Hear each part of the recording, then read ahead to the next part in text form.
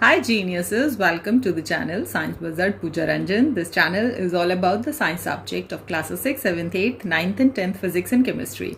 If you are new to my channel, you can subscribe to the channel for more science videos, and if you like the explanation, then please press the like button and you can share this video with your friends, family and the classmates. Class 8, Chapter 11, Force and Pressure. So इस chapter को मैं Living Science book से 5 different videos में already explain कर चुकी हूँ. अगर आपने वो videos नहीं देखे हैं तो उनका link मैं आपको description box में दे दूँगी, आप जाके उनको देख सकते हैं.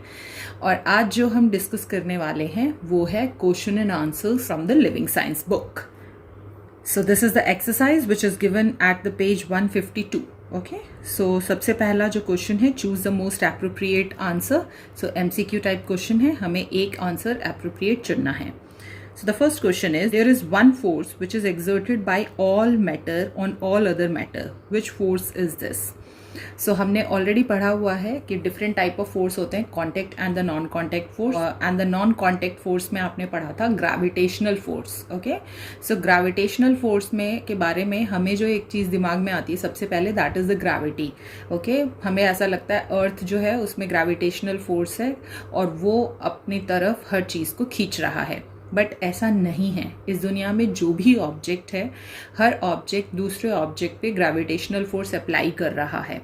सो अगर ऐसी बात है तो हम एक दूसरे से चिपक क्यों नहीं जाते? क्योंकि ग्रेविटेशनल फोर्स जो होता है वो डिपेंड करता है दो चीज़ों पे, एक तो मास पे ऑफ एन ऑब्जेक्ट और दूसरा डिस्टेंस बिटवीन द ऑब्जेक्ट. सो अगर हम मास को कंपेयर करते हैं, हमारे मास को with the mass of the earth and the other planet, so that is very negligible. Okay so इसीलिए जो उसके द्वारा फोर्स लग रहा है वो बहुत कम है, ग्रेविटेशनल फोर्स, और इसीलिए हम सब एक दूसरे से नहीं चिपकते हैं. बट अगर आपके कंपैरिजन में अर्थ का मास देखा जाए तो अर्थ का मास जो है वो बहुत ज़्यादा है आपसे. ओके सो इसीलिए almost 10 to the power 9 times ज़्यादा है. तो इसीलिए जब अर्थ आप पे ग्रेविटेशनल फोर्स लगाती है तो हम सब अर्थ की तरफ अट्रैक्ट हो जाते हैं, but not when we are applying the gravitational force on other object. क्योंकि मैं अगर 60 किलो की हूँ तो कोई और है वो भी 60, 70, 80 किलो या 100 किलो का होगा. सो हमारा मास बहुत ही नेग्लिजिबल होता है, इसीलिए हमारे द्वारा जो ग्रेविटेशनल फोर्स लगाया जाता है वो भी बहुत नेग्लिजिबल होता है, जिसके कारण हम एक दूसरे की तरफ चिपकते नहीं हैं. So the answer is the gravitational force. Next, which of these is a contact force? So contact force में हमने पढ़ा था दो तरह के फोर्स होते हैं, एक मस्क्यूलर था और दूसरा फ्रिक्शनल फोर्स था. So as you can see here, यहाँ पे फ्रिक्शनल है, मैग्नेटिक है, ग्रेविटेशनल और इलेक्ट्रोस्टैटिक है. सो जो मैग्नेटिक होता है, ग्रेविटेशनल और इलेक्ट्रोस्टैटिक फोर्स जो होते हैं, these are the non contact force. मतलब बॉडीज जब एक दूसरे के कॉन्टेक्ट में नहीं होती है तब भी ये फोर्स एप्लीकेबल होते हैं. बट अगर फ्रिक्शनल फोर्स की बात करें तो ये तभी अप्लाई होता है किसी ऑब्जेक्ट पे जब दो बॉडीज एक दूसरे के कॉन्टेक्ट में होती हैं. So that's why frictional is the contact force. Next, which of the following is true for the pressure exerted by the liquid? So हमने देखा था कि जो लिक्विड है वो प्रेशर एक्सर्ट करता है, और दो एक्टिविटीज़ हमने की थी. एक में हमने देखा था कि जो लिक्विड है वो प्रेशर एक्सर्ट करता है इन ऑल द डायरेक्शंस, और दूसरा हमने देखा था कि जो लिक्विड है उसका जो प्रेशर है, आप जितना डेप्थ में जाएंगे उतना डेप्थ में जो लिक्विड का प्रेशर है वो इंक्रीज होता है. सो इसमें से कौन सा ट्रू है for the pressure exerted by the liquid? So pressure does not depend upon the depth. तो अभी मैंने बताया कि जितना डेप्थ में जाएंगे प्रेशर उतना इंक्रीज होगा, क्योंकि उसके ऊपर का जो वाटर लेवल है वो बढ़ता जाएगा. Pressure is only exerted in the downward direction. नहीं, हमने एक्सपेरिमेंट करके देखा था कि अगर आपने किसी बॉटल में पानी भरा है और उसमें चारों तरफ से अगर आप होल करते हैं तो due to the pressure of the water जो लिक्विड है वो उसमें से बाहर निकलने लगता है चारों होल से. सो इसका मतलब कि जो लिक्विड है वो एक्सर्ट करता है pressure in all the directions. Pressure is exerted both downwards and sideways, but the downward pressure is greater than the sideways pressure. So this is not true. अगर मैं सेम डेप्थ पे pressure निकालती हूँ liquid का, भले वो downwards हो या साइडवेज हो, सो प्रेशर जो है वो सेम डेप्थ पे लिक्विड का हमेशा सेम रहता है. And that's why at the same depth the pressure is same in all the direction. This statement is true for the pressure exerted by a liquid. Next अगर बात करें, what is the SI unit of the pressure? So the SI unit of the pressure is the pascal. Next, two force A and B acts on an object in the opposite direction. Okay so ये एक force है ए, ये इस direction में act कर रहा है, और ये एक फोर्स है बी, ये इस डायरेक्शन में एक्ट कर रहा है. तो दोनों अपोजिट डायरेक्शन में एक्ट कर रहे हैं.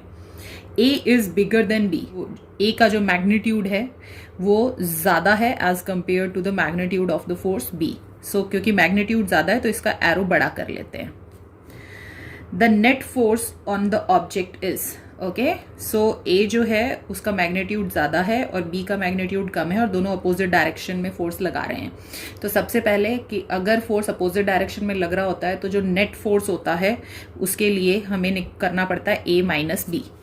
ओके, अब मान लो कि जो A का मैग्नीट्यूड है वो है 6 न्यूटन, ओके, और जो B का मैग्नीट्यूड है वो है सिर्फ 3 न्यूटन. सो उस केस में जो ऑब्जेक्ट है वो किसकी तरफ मूव करेगा? जो नेट फोर्स होगा ऑब्जेक्ट पे, किधर, कौन सा फोर्स जो है वो ऑब्जेक्ट को मूव करवाने में हेल्प करेगा? सो ऑब्वियसली जो A है वो मूव करवा पाएगा ऑब्जेक्ट क्योंकि उसका मैग्नीट्यूड ज्यादा है. The correct answer is A minus B acting in the direction of A. तो जिस डायरेक्शन में A फोर्स लगा रहा है उसी डायरेक्शन में ऑब्जेक्ट मूव करेगा. Which of these can a force acting on an object not change? So अगर किसी ऑब्जेक्ट पे फोर्स लगता है तो इनमें से कौन सी क्वांटिटी जो है वो चेंज नहीं होती है? सो डायरेक्शन ऑफ मोशन, सो वो तो चेंज होगा ही जब आप किसी भी ऑब्जेक्ट पे फोर्स लगाओगे. स्टेट ऑफ रेस्ट, सो अगर कोई बॉडी रेस्ट में उस पर फोर्स लगाओगे तो मोशन में हो जाएगी, तो वो भी चेंज होगा. शेप ऑब्वियसली चेंज होता है. जब हम डो से खेलते हैं तो उस केस में जब फोर्स लगाते हैं तो वहाँ पे जो शेप है ऑब्जेक्ट का वो चेंज हो जाता है. बट जो मास होता है किसी भी ऑब्जेक्ट का वो चेंज नहीं होता after applying the force. Okay, so जैसे मान लो मेरा पेन है, ओके, इस पेन का जो मास है वो है 10 ग्राम्स. सो अब मैं इस पर कितना भी फोर्स लगाऊं ना तो ये 10 ग्राम से हैवी होगा ना ये 10 ग्राम से लाइटर होगा. सो मास हमेशा कांस्टेंट रहता है. The weight of an object is due to, अब वेट और मास में क्या डिफरेंस होता है? सो जो मास होता है that is the amount of material present in a substance. Okay, तो जैसे कि अगर मैं इस पेन का मास लेती हूँ, सो इसमें जो भी प्लास्टिक यूज हुई है, जो रिफिल यूज हुई है, जो इंक यूज हुई है, वो सारा का सारा जो है वो बताएगा mass of this pen. Okay, but ये जो पेन है क्योंकि ये अर्थ पे है और जो अर्थ है उसका मास इस पेन से बहुत ज़्यादा है तो वो ग्रेविटेशनल फोर्स अप्लाई कर रहा है इस पे. सो इसीलिए इस ऑब्जेक्ट पे ग्रेविटेशनल फोर्स भी लग रहा है और इसका कुछ मास भी है. तो वो क्या बताएगा? इसका वेट ऑफ एन पेन. किसी भी ऑब्जेक्ट का जो वेट होता है वो क्या होता है? जो मास है ऑब्जेक्ट का और उस पे अर्थ के द्वारा कितना ग्रेविटेशनल फोर्स लग रहा है. So that defines the weight of an object. So जो वेट होता है ऑब्जेक्ट का वो होता है due to the gravitational force. जो फोर्स होता है 10 न्यूटन का जब लगता है on a area of 0.1 metre square, so the force is kept the same but the area is reduce to half. So which of the following is true? Okay, so सबसे पहले जब भी फोर्स अप्लाई करते हैं on a per unit area, what we call that? It is called the pressure. Pressure जो होता है that is force upon area. Force कितना दिया हुआ है? 10 न्यूटन. एरिया कितना दिया हुआ है? 0.1 मीटर स्क्वायर. तो प्रेशर कितना हो जाएगा? 10 अपॉन 0.1. सो इसको सॉल्व करेंगे तो this will be 100 pascals. Okay, क्योंकि यहाँ पे 0.1 है ना, सो यहाँ पे पॉइंट के बाद 1 डिजिट है, तो अगर मुझे ये पॉइंट हटाना है तो मैं एक 0 ऊपर लगा दूंगी. सो यहाँ पे पॉइंट हट जाएगा तो यहाँ पे 0 ऊपर लगा दूंगी तो ये 100 हो जाएगा. 100 upon 1 is 100 only, so 100 pascals. Now अगर हम एरिया को हाफ कर देते हैं, सो एरिया पहले कितना था? 0.1. एरिया को हाफ करा तो दैट इज 0.1 अपॉन 2. सो अब एरिया की वैल्यू रखते हैं तो pressure is equal to force upon area. So force is 10, so 0.1 upon 2. So यहाँ पे 10 के नीचे 1 है तो 10 के नीचे 1 इंटू, जब इसको ये डिवीजन में है मल्टीप्लीकेशन में लूंगी तो ये उल्टा हो जाएगा, तो ये 2 अपॉन 0.1 हो जाएगा. अभी हमने देखा था 10 upon 0.1 is 100. So 10 upon 0.1 is 100 into 2, so that is 200 pascal. तो एरिया को जब हाफ करते हैं तो जो प्रेशर है पहले 100 पास्कल का था, अब 200 पास्कल हो गया. तो इसका मतलब एरिया को हाफ करने से जो प्रेशर है वो डबल हो रहा है. सो यहाँ पे हो जाएगा the pressure doubles. Next is very short answer questions. You have to give the answer in only one word. First, all the push and pull are the force. True और फॉल्स? सो यस, फोर्स की definition ही यही है. Push and pull on an object is called the force. So obviously true. If a force acts on a body, it will move in the direction in which the force act. तो अगर किसी भी body पे आप force लगाते हो तो क्या वो हर बार उसी डायरेक्शन में मूव करेगा जिस डायरेक्शन में फोर्स लग रहा है? सो ऐसा कोई ज़रूरी नहीं है. ओके डिपेंड करता है कि कितने मैग्नीट्यूड का फोर्स लग रहा है, कितने फोर्स लग रहे हैं, किस डायरेक्शन से लग रहे हैं. सो इन सारे फैक्टर्स पे जो फोर्स है वो डिपेंड करता है. सो ऐसा कोई ज़रूरी नहीं है कि जब फोर्स लगाया जाता है किसी बॉडी पे तो वो उसी डायरेक्शन में मूव करेगा. So the answer is false. Next, a force with a magnitude A and another with a magnitude B acts on an object in the same direction. So दो फोर्स हैं A और B और दोनों same ही direction में लग रहे हैं. मतलब समझ लो कि एक आप हो और एक आपका फ्रेंड है, ठीक है, और दोनों के दोनों ही एक अलमीरा को आप पुश कर रहे हो, फोर्स लगा रहे हो उस पर एक ही डायरेक्शन से. ओके सो जो नेट फोर्स होगा उस पर ऑब्जेक्ट पे वो कितना होगा. सो आप जितना फोर्स लगा रहे हो जितने मैग्नीट्यूड का और आपका फ्रेंड जितने मैग्नीट्यूड का फोर्स लगा रहा है, दोनों को प्लस कर देंगे तो वो नेट फोर्स हो जाएगा. So A plus B is the net force which is acting on that almirah. Now a force with a magnitude A and another smaller force with a magnitude B. So यहाँ पे भी दो force लग रहे हैं, but जो magnitude A वाला force है वो ज्यादा है as compare to the force with the magnitude B. Okay acts on an object in the opposite direction. अब यहाँ पे ये दोनों ही फोर्स अपोजिट डायरेक्शन में लग रहे हैं. तो सपोज करो कि आपका फ्रेंड और आप जो हो वो अलमीरा को एक लेफ्ट से पुश कर रहा है, एक राइट से पुश कर रहा है.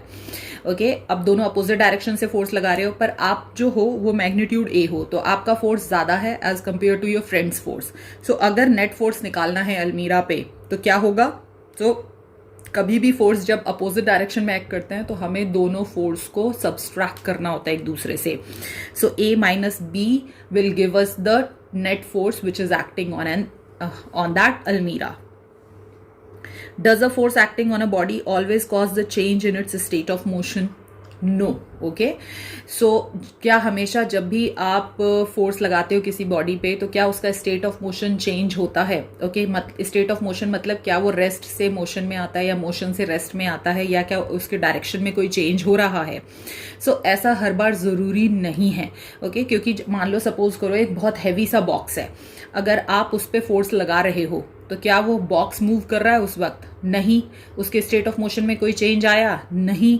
ओके या फिर आप वॉल को पुश कर रहे हो तो क्या वॉल मूव कर रहा है, उसके स्टेट ऑफ मोशन में कोई चेंज आया. नहीं. तो ऐसा कोई जरूरी नहीं है कि हर बार फोर्स लगाने पे जो ऑब्जेक्ट है उसके स्टेट ऑफ मोशन में चेंज हो. Only the earth exerts gravitational force on all the objects. So ऐसा नहीं है, जैसा मैंने अभी पहले क्वेश्चन में भी आपको बताया था कि हर ऑब्जेक्ट जो है वो दूसरे ऑब्जेक्ट पे ग्रेविटेशनल फोर्स अप्लाई कर रहा है. Next, what measures the earth gravitational pull on an object. Its weight और अ मास. सो ये भी मैं आपको ऑलरेडी एक्सप्लेन कर चुकी हूँ. तो किसी भी ऑब्जेक्ट पे अगर अर्थ का ग्रेविटेशनल पुल आप मेजर कर रहे हो तो that is called its weight. This force acts from a distance and affect only the object made of a certain material such as iron. So वो कौन सा फोर्स है जो कि दूर से लगता है, मतलब नॉन कॉन्टेक्ट फोर्स है, और वो कुछ पर्टिकुलर मटीरियल्स को ही अपनी तरफ खींचता है. सो ईजी है गैस करना द मैग्नेटिक फोर्स, क्योंकि जो मैग्नेट है वो आयरन से बने हुए मटेरियल को अपनी तरफ ईजिली खींच लेते हैं. Which force tends to slow down the object और prevent them from moving. So कौन सा फोर्स है जो कि स्लो कर देता है ऑब्जेक्ट को या फिर उनको मूव नहीं करने देता है.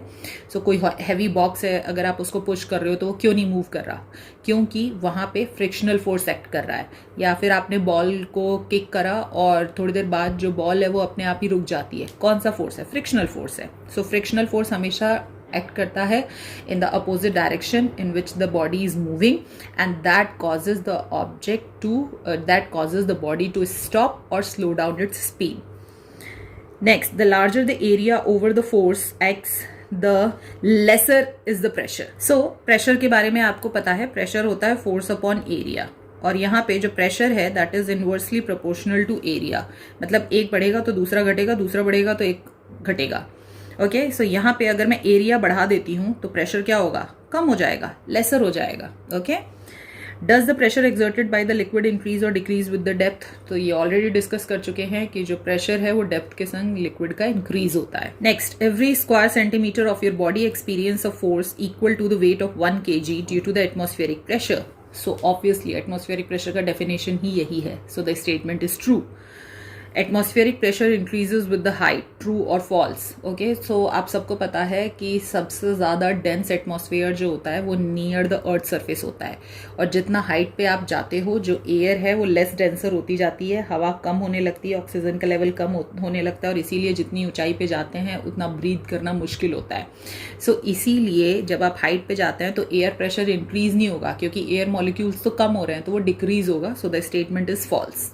So this is it about this video. So next video में हम rest of the questions discuss करेंगे from the chapter.